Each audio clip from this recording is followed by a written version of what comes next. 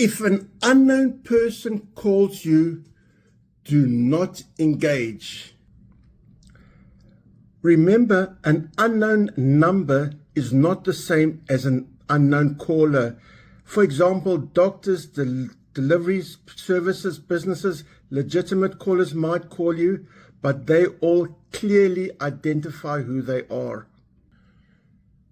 The rule is, if you do not clearly know who you are talking to, do not engage. Any conversation leads to social engineering. That's where someone uses that conversation to build trust, create pressure, or manipulate you into giving information. And they're very good at that. That means if a truly unknown caller phones you, it's best not to pick up.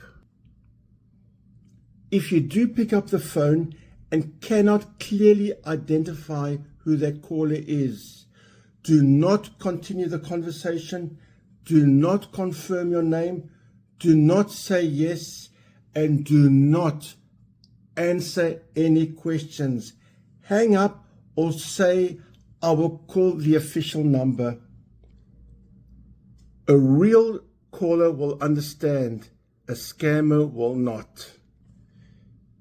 If it is a legitimate call, they will understand and you are in control.